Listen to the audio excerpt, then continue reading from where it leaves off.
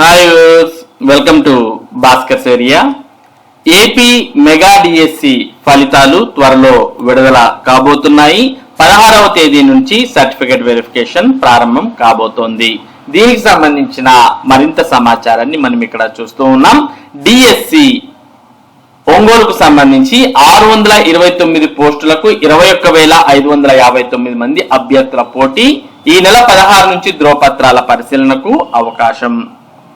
Mega DSC ఫలితాలపై పరీక్షలు రాసిన అభ్యర్థుల్లో ఉత్కంఠ నెలకొంది. ఆగస్టు మొదటి వారంలోనే నార్మలైజేషన్ జాబితాను ప్రకటిస్తారని భావించారు.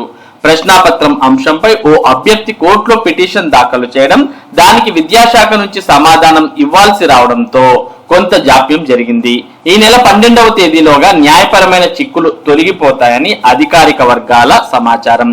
ఇటీవల వెబ్ కాన్ఫరెన్స్ లో విద్యాశాఖ డైరెక్టర్ డిఎస్సి నియామక ప్రక్రియకు జిల్లా స్థాయిలో అవసరమైన ఏర్పాట్లు చేసుకుని సిద్ధంగా ఉండాలని ఆదేశించారు.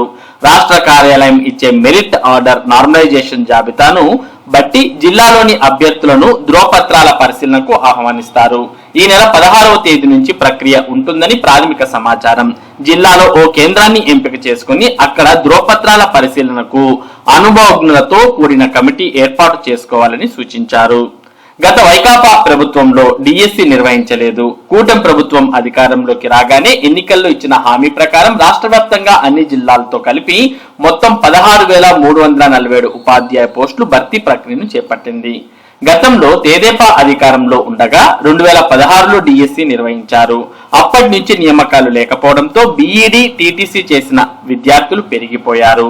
మెగా డిఎస్సిలో ఆ ప్రభావం కనిపించింది. జిల్లాకు సంబంధించి అన్ని కేటగిరీలు కలిపి మొత్తం 629 పోస్టులు ప్రకటించగా 21,559 మంది అభ్యర్థులు కంప్యూటర్ ఆధారిత పరీక్షలు రాశారు. రిజిస్ట్రేషన్ చేసుకున్న వారిలో 2,152 మంది పరీక్షలకు గైహాజరయ్యారు. ఈసారి ఉన్నత చదువులు చదివిన వారు సైతం పోస్టులకు పోటీ పడ్డారు. ఇటీవల ఉద్యోగోన్నతులు బదిలీల అనంతరం కొన్ని పాఠశాలల్లో ఉపాధ్యాయుల కొరత నెలకొంది. తాజా సమాచారం ప్రకారం 40 స్కూల్ అసిస్టెంట్ పోస్టులు, 700 ఎస్జిటి పోస్టుల కొరత ఉంది. డిఎస్సి ద్వారా ఎక్కువగా స్కూల్ అసిస్టెంట్ పోస్టులు వస్తున్నందున అన్ని ఉన్నత పాఠశాలల్లో సబ్జెక్ట్ ఉపాధ్యాయుల కొరత కూడా తీరనుంది.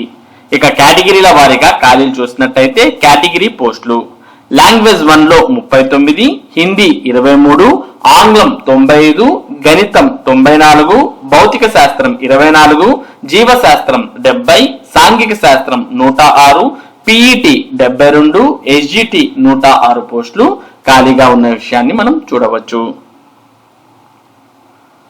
మొత్తానికి డిఎస్సి ఒంగోలు, ప్రకాశం జిల్లాలో 629 పోస్టులకు 21,559 దరఖాస్తులు అనేవి రావడం జరిగింది. ఇక ఈ నెల 16వ తేదీ నుంచి ధ్రువపత్రాల పరిశీలన చేసే అవకాశం ఎక్కువగా కనిపిస్తుంది.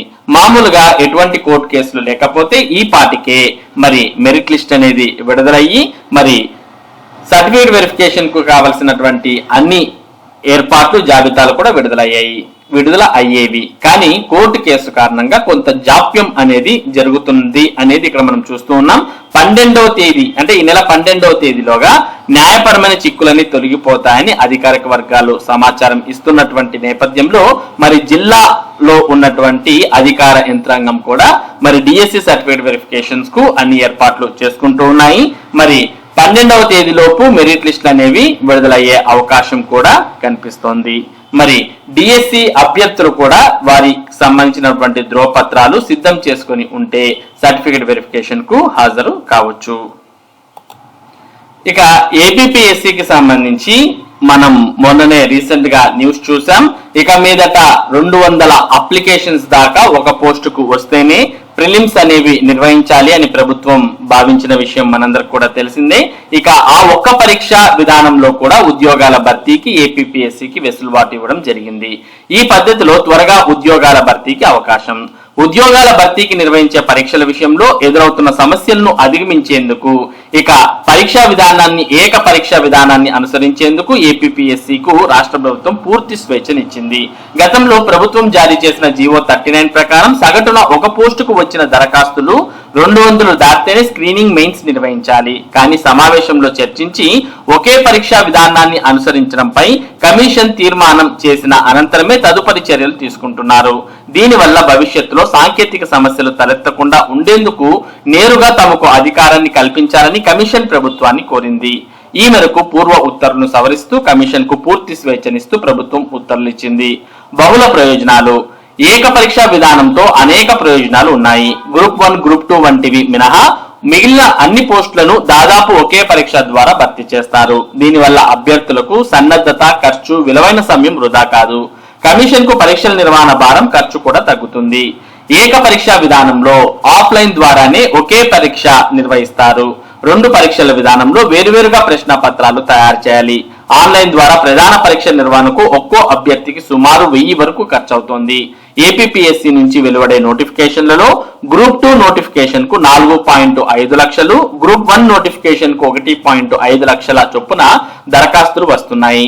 వీటికి ప్రిలిమ్స్, మెయిన్స్ పరీక్షలు నిర్వహించాల్సి ఉంటుంది.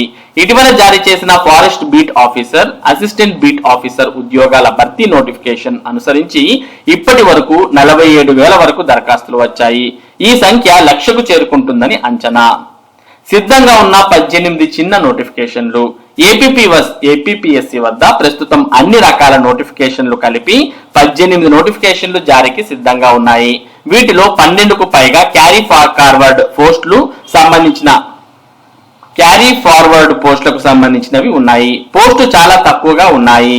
జిల్లా సైనిక వెల్ఫేర్, వ్యవసాయ అధికారి, ఎగ్జిక్యూటివ్ ఆఫీసర్ దేవాదాయ శాఖ, technical assistant ground water department, draftsman grade 2 forest, horticulture officer, assistant inspector fisheries, royalty inspector mines, assistant motor vehicle inspector, assistant engineer, assistant executive engineer, hospital welfare officer, junior assistant cum typist పోస్టుల భర్తీకి నోటిఫికేషన్లు రానున్నాయి.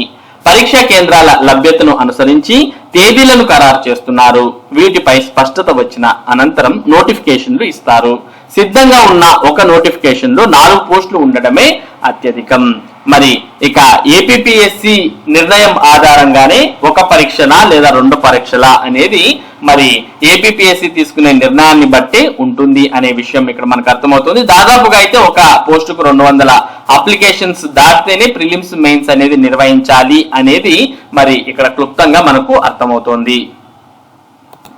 ఇక ఈ నెల 11వ తేదీ నుంచి DEECET 2వ విడత కౌన్సిలింగ్, ఈ నెల 11 నుంచి 14వ తేదీ వరకు డిఈఈ సెట్ 2వ విడత కౌన్సిలింగ్ జరగనుంది.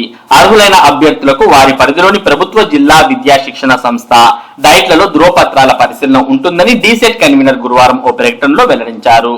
అభ్యర్థులు ఈ అవకాశాన్ని వినియోగించుకోవాలని ఆయన సూచించారు. కాబట్టి ఎవరైతే టీటీసీ చేయాలనుకుంటున్నారో అటువంటి వారు మరి ఈ 2వ విడత కౌన్సిలింగ్ కు హాజరు కావచ్చు. మరి ఇవి ఈ రోజు ఉన్నటువంటి విద్య మరియు ఉద్యోగ సంబంధిత సమాచారం. ఇటువంటి ముఖ్యమైన సమాచారాన్ని భాస్కర్స్ ఏరియా మీకు అందిస్తూ ఉంటుంది. మరి ఈ సమాచారం మీరు ఎప్పటికప్పుడు పొందడానికి మన భాస్కర్స్ ఏరియా యూట్యూబ్ ఛానల్ కు సబ్స్క్రైబ్ అవ్వండి. Thank you for watching this video.